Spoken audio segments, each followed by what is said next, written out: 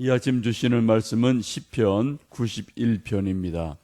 지존자의 은밀한 곳에 거주하며 전능자의 그늘 아래에 사는 자여, 나는 여호와를 향하여 말하기를 그는 나의 피난처요 나의 요새요 내가 의뢰하는 하나님이라 하리니, 이는 그가 너를 새 사냥꾼의 올무에서와 심한 전염병에서 건지실 것이미로다. 그가 너를 그의 깃으로 덮으시리니 내가 그의 날개 아래에 피하리로다. 그의 진실함은 방패와 손방패가 되시나니 너는 밤에 찾아오는 공포와 낮에 날아드는 화살과 어두울 때 퍼지는 전염병과 밝을 때 닥쳐오는 재앙을 두려워하지 아니하리로다. 1000명이 내 왼쪽에서 10,000명이 내 오른쪽에서 엎드러지나 이 재앙이 내게 가까이 하지 못하리로다. 오직 너는 똑똑히 보리니 악인들의 보응을 내가 보리로다.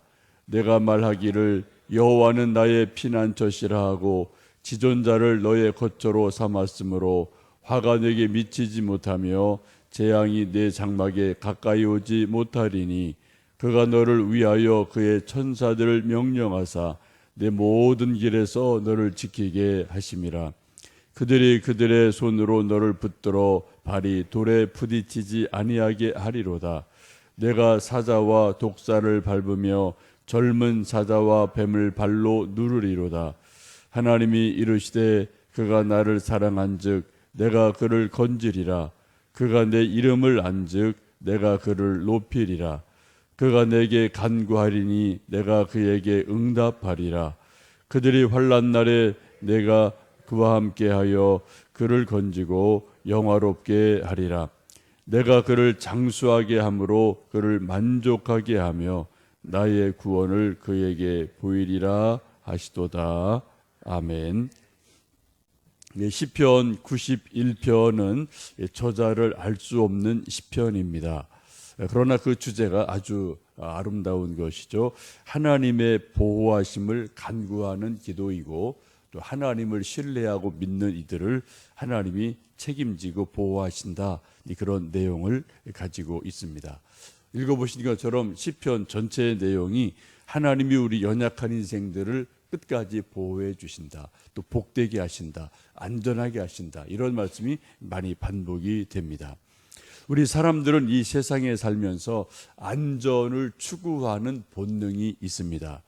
그래, 대문이 있고요, 또 안방 방문이 있고, 또 이제 락을 하죠. 자물쇠로 하고 또 이렇게 키폰해서 이렇게 잠그기도 하고요. 옛날에는 담을 높이 싸고 또 담장 위에 이렇게 좀 병을 깨서 꼽든지 아니면 또 철조망을 꼽든지 이런 것들이 있고, 또 시골에서는 사나운 게 쌔바트 이런 것을 키우기도 하던 일도 있습니다. 또 국가적으로는 이렇게 국경을 지키기 위해서 지금도 어느 나라든 이제 국방을 지키는 군인들이 밤을 새워 보초를 서기도 하는 것, 이 모든 것도 사실은 우리가 안전을 얻기 위한 이제 수단이고 방법이기도 합니다. 그러나 옛날 어른들 말씀처럼 10명이 도둑 하나를 지키지 못한다는 말처럼 아무리 사람들이 이런저런 안전 조치를 취해도 막상 또 도둑이 들어오면 당할 수밖에 없고, 또 이제 방어도 뚫리는 이제 그러한 일들이 종종 있기도 합니다. 오늘 시편 91 말씀을 쭉 보시면은 이 세상에서 가장 안전한 보호, 가장 안전한 피난처는 하나님 한 분이심을 말씀하고 있습니다. 우리 1절, 2절 말씀을 다시 한번 읽어보십니다. 지존자의 은밀한 곳에 거주하며 전능자의 그늘 아래 사는 자여, 나는 여호와를 향하여 말하기를 그는 나의 피난처요 나의 요새요 내가 의뢰하는 하나님이라 하리니 라고 말씀합니다. 하나님의 은밀한 곳에 거주하고 하나님의 그늘 아래 사는 사람을 일컬어 말하기를 하나님이 우리의 피난처다, 나의 요새다, 나를 보호하시는 하나님이시다라고 말씀을 합니다. 이렇게 하나님의 보호를 받는 사람들을 하나님이 어떻게 보호하시는지를 3절, 4절에 말씀하죠. 읽습니다. 이는 그가 너를 새 사냥꾼의 올무에서와 심한 전염병에서 건지실 것이미로다. 그가 너를 그의 깃으로 덮으시리니 내가 그의 날개 아래에 피하리로다. 그의 신실함은 방패와 손방패가 되시나니 라고 말씀합니다. 하나님을 피난처로 삼는 사람들에게 하나님이 우리를 책임져 주시고 보호하시는데 마치 새 사냥꾼의 올무에서 우리를 구해 주시고요. 또 수많은 전염병이 막 떠돌고 있을 때 그 전염병으로부터 우리를 보호해 주신다라고 말씀합니다. 하나님의 깃으로 우리를 덮어주셔서 마치 어미 닭이 어떤 그 병아리들을 독수리와 또 매 이런 사나운 짐승으로부터 보호해 주는 것처럼 하나님이 우리를 하나님의 깃으로 우리를 덮어주신다라고 말씀을 합니다. 우리가 이제 가끔 보시면 뭐 요즘도 또 AI가 새로 나오기도 하고 뭐 작년 또 1, 2년 전에는 메르스 같은 또 역병이 돌아서 이제 많은 사람이 또 힘들어하는 일도 있었는데 그런 전염병이 돌아도 우리를 하나님이 보호해 주신다, 또 지켜주신다라고 말씀을 하시죠. 그 밑에 또 계속 이제 말씀들이 5절도 그렇습니다. 너는 밤에 찾아오는 공포와 낮에 날아오는 화살과 어두울 때 퍼지는 전염병과 밝을 때 닥쳐오는 재앙을 두려워하지 아니하리로다. 1000명이 내 왼쪽에서 10,000명이 내 오른쪽에서 엎드러지나 이 재앙이 내게 가까이하지 못하리로다 라고 말씀합니다. 대개 공포가 밤에 찾아오죠. 요즘은 먼저 이런 전기불이 있어서 비교적 밝게 사람이 지나니까 두려움이 없어졌지만 그래도 불을 끄면 대부분 사람들이 어떤 두려움, 무서움, 공포 이런 걸 느끼는 것이 밤에 찾아오죠. 근데 밤의 공포로부터 하나님이 우리를 지키신다. 또 낮에 날아오는 화살로부터 우리를 보호하신다라고 말씀합니다. 7절 말씀에 1000명이 내 왼쪽에서 10,000명이 내 오른쪽에서 엎드러지나 이 재앙이 내게 가까이 하지 못하리라 라는 말씀이 있는데 이 말씀을 제가 대학 때 김준근 목사님 대학생 선교회를 지도하던 그 목사님이신데 그분도 뭐 간증이 참 많으시더라고요. 근데 그분이 6.25 전쟁을 겪으면서 전쟁통에 정말 왼쪽에서 뭐 수많은 동료들이 죽고 또 오른쪽에서 수많은 동료들이 죽고 전쟁의 참화 속에서 하나님께 하나님 저를 좀 살려주십시오. 저를 보호해 주십시오. 라고 간절히 기도했고 그 전쟁통에서 용케 살아났고 또 하나님의 도우심으로 복음을 전하는 사람이 되었다. 그러한 간증하시는 것을 들었던 기억이 있습니다. 아마 지금도 수많은 우리 군인들이 전쟁터에 나가면은 이런 기도를 할 것 같아요. 왼쪽에서 1000명이 오른쪽에서 10,000명이 수많은 사람이 전쟁 속에서 죽어가게 되는데 그때 나를 보호해 주십시오 라고 기도하고 또 도움을 받는 일들이 있기도 하죠. 하나님을 이처럼 신뢰하는 사람들을 하나님께서는 화가 미치지 못하게 지켜주신다라고 말씀하시는데 하나님을 믿는 사람들에게 세상에 많은 두려움, 화들이 닥치지 못하는 이유를 11절에 그렇게 말씀하죠. 11절 읽습니다. 그가 너를 위하여 그의 천사들을 명령하사 내 모든 길에서 너를 지키게 하심이라. 하나님을 의지하는 사람들이 화를 당하지 않는 이유를 오늘 말씀하기를 하나님이 천사들에게 명령하셔서 우리를 붙들어 주신다, 지켜 주신다라고 말씀을 하고 있습니다. 여러분 성경을 보시면 창세기에도 천사가 나오고요. 또 계시록에도 천사가 나옵니다.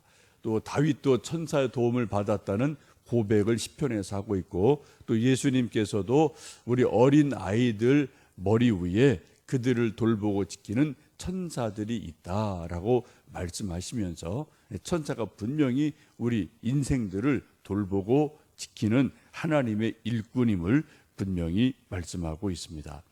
우리가 천사를 숭배하지는 않지만 하나님의 일꾼으로, 하나님의 조력자로 우리 인간들을 하나님께서 천사를 통해서 보호하시고 지켜주시는 것을 여러분 꼭 믿으시고요.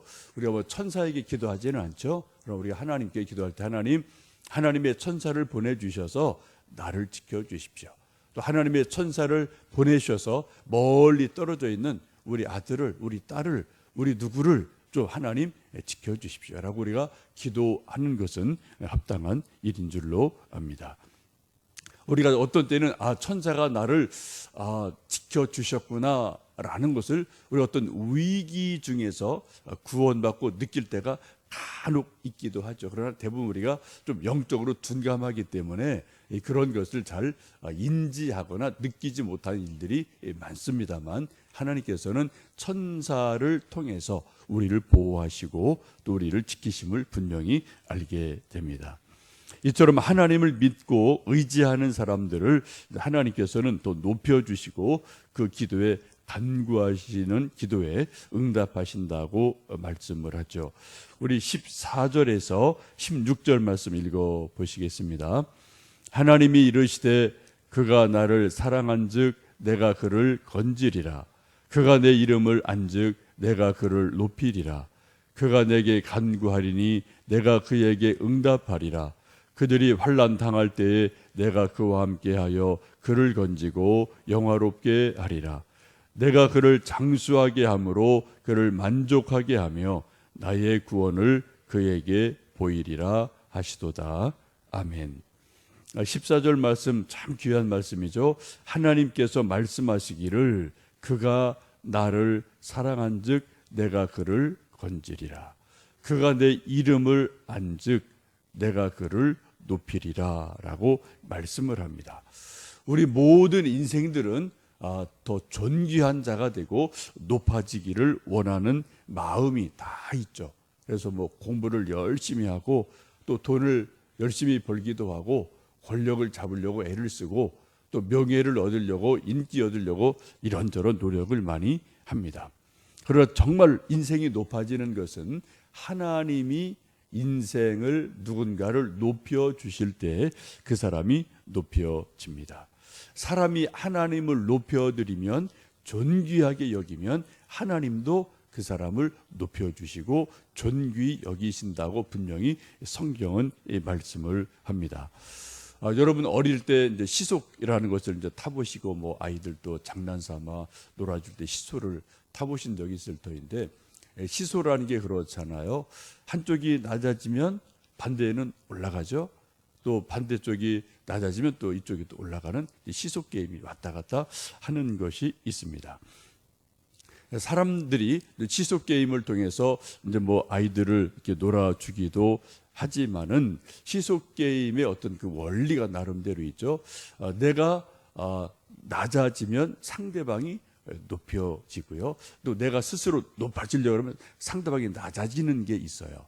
근데 성경에서는 어떻게 해요? 하나님을 높여드리면 하나님이 나를 높여주신다라고 말씀을 합니다. 우리가 인생이 스스로 높아지는 것이 아니라 하나님이 나를 높여주실 때 그때 우리가 높여진다라고 말씀을 합니다. 잠언 13장 13절에 하나님이 말씀하시기를 하나님의 말씀을 멸시하는 자는 망하리로다. 그러나 그 말씀을 두려워하는 자는 상을 받는다라고 말씀을 하는데, 하나님을 두려워하고 하나님을 높여드리는 마음이 진실로 있을 때 하나님이 우리 인생을 높여주신다고 말씀을 하십니다. 여러분 오늘도 참 우리가 인생이 높아지기 위해서 뭐 이렇게 애를 쓰고 저렇게 애를 쓰고 우리가 애를 씁니다만, 우리가 할 일은 해야 되지만 중요한 것은 우리 하나님을 정말 존귀히 여기고 하나님 이름을 높여드리고 그분을 마음껏 할 수 있는 최선을 다해서 하나님을 높여드릴 때 하나님이 우리를 높여주실 줄로 믿습니다. 또 15절 보시면은 그렇게 말씀하죠. 그가 내게 간구하리니 내가 그에게 응답하리라. 그들이 환난 당할 때에 내가 그와 함께하여 그를 건지고 영화롭게 하리라. 하나님께 기도할 때 하나님이 우리의 기도를 들으시고 응답하시며 우리를 건지셔서 영화롭게 하신다고 말씀을 합니다. 여러분, 저도 더 높은 존재가 되고 싶은 마음이 솔직히 있죠. 여러분도 그런 마음이 있으실 겁니다. 또 우리가 아들, 딸들을 바라보면서 우리 아들, 딸들이 세상에서 존귀한 자가 되었으면 좋겠다. 그런 바람이, 열망이 다 있으실 터인데 그 비결이 바로 하나님을 높여드릴 때, 하나님의 이름을 참으로 바르게 알 때 내가 그를 높이리라 라는 이 말씀, 시편 91편 14절 말씀을 여러분 좀 오늘도 깊이 묵상하시면서 하나님을 사랑하고 그 이름을 우리가 또 잘 알고 높여드림으로 하나님이 우리에게 응답하시고 또 나를, 우리 아들, 딸들을, 우리를 높여주시는 은혜를 누리시는 복된 하루하루 되시기를 원합니다. 함께 기도하겠습니다.